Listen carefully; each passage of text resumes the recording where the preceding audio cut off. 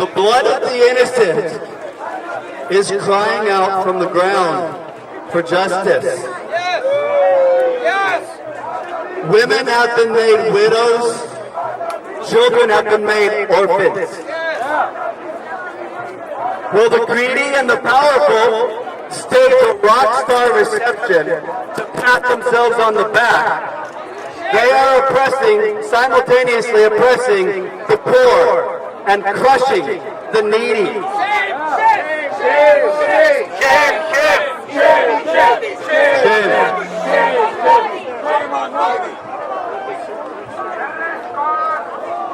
Will naked and homeless children survive only by begging in the streets of Delhi, the capital of India? That nation's autocratic ruler just squandered over $2.5 million for a 3-hour spectacle here in Houston with no other purpose than to whitewash his pogrom-tainted history, his blood-drenched history.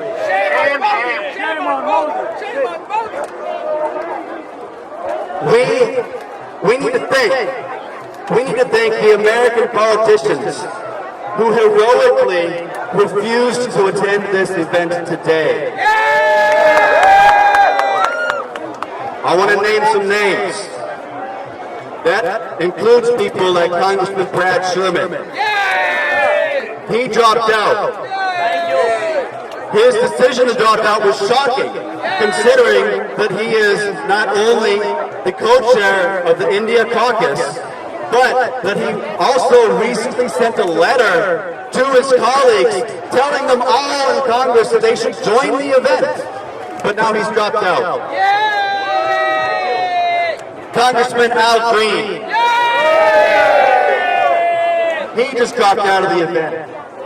And he said he didn't want to share the stage with the president who has justified the white supremacy, the KKK, and the neo-Nazis that led to the violence in Charlottesville, Virginia a couple of years ago. Thank you.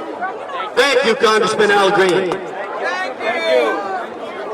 But I want to name another name. A name that might strike close to home for some of you who are from Houston.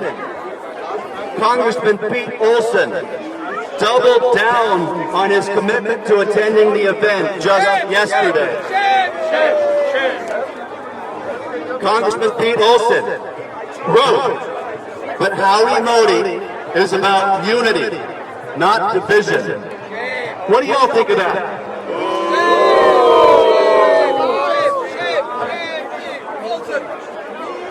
Congressman Olson's remarks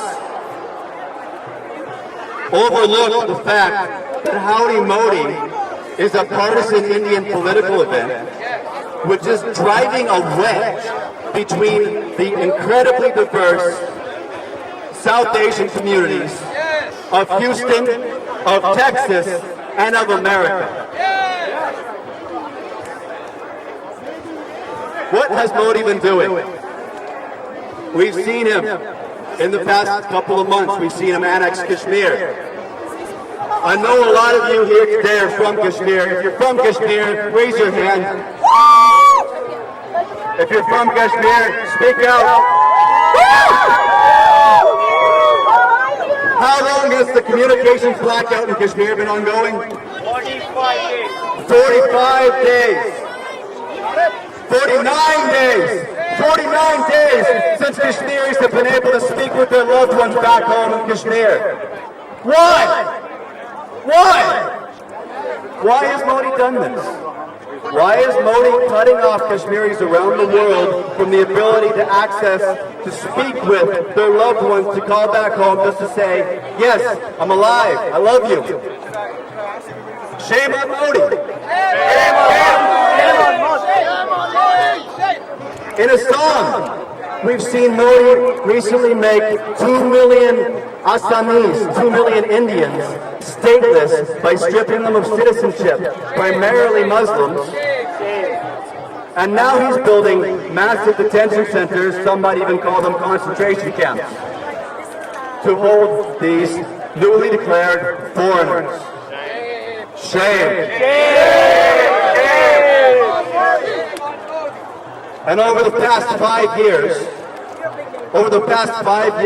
of Modi's totalitarian regime,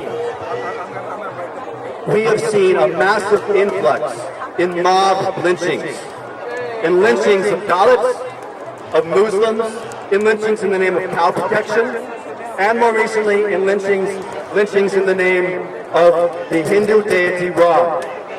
Shame! Shame! Stop mob lynching! Stop mob lynching! Stop mob lynching! Stop mob lynching!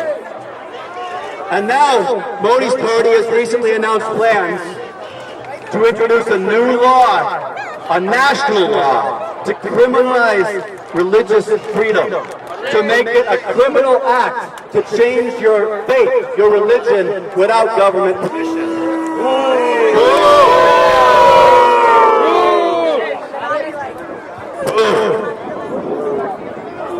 Well, what's behind all of this? This and much more. We're also seeing Modi's regime crushing dissent, crushing freedom of expression, of thought throughout the rest of India. We're seeing his police forces harass and arrest academics, professors, writers, journalists, social justice activists. We're seeing his police be sent into their homes, to raid their homes, to demand these people explain things like, why do you own this book? Why do you have a picture of this person, B.R. Babasaheb Ambedkar, on your wall? Why do you have a picture of the civil rights champion of Ambedkar on your wall? That's what Modi's police are doing, demanding that these people answer.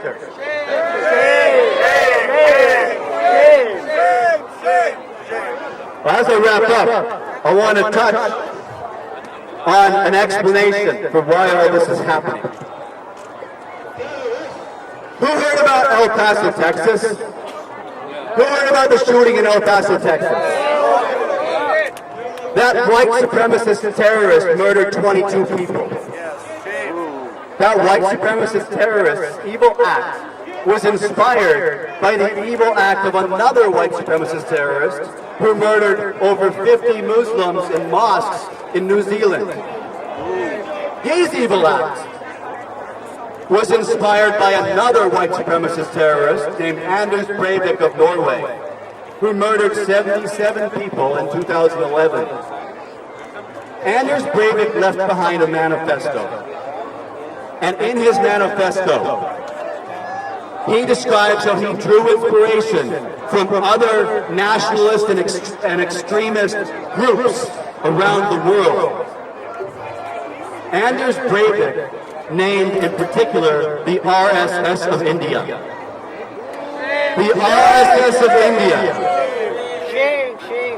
is a fascist paramilitary that was founded in 1925. The same year that Hitler published Mein Kampf, the same year that Hitler reformulated the Nazi Party, and the same year that he oversaw creation of the SS. The RSS drew direct inspiration from the Nazis. The RSS modeled itself in appearance after the Nazis, and it modeled itself ideologically after the Nazis. The RSS's longest-serving leader, M.S. Galvarkar,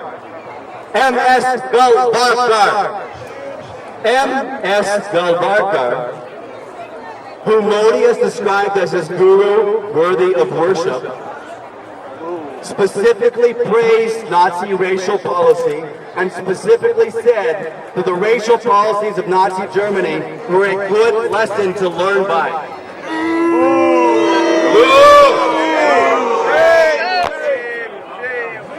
Modeling himself after that ideology, Modi grew up in the RSS underneath these teachings. That's right. That's right.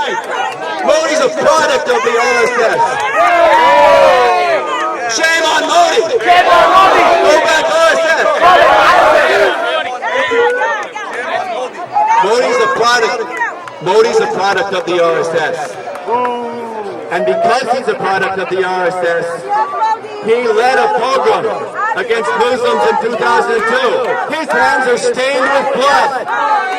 Anyone who shakes his hand in welcome, anybody who shakes Modi's hand in welcome, cannot wash their hands of complicity in his crimes. Adios, Modi.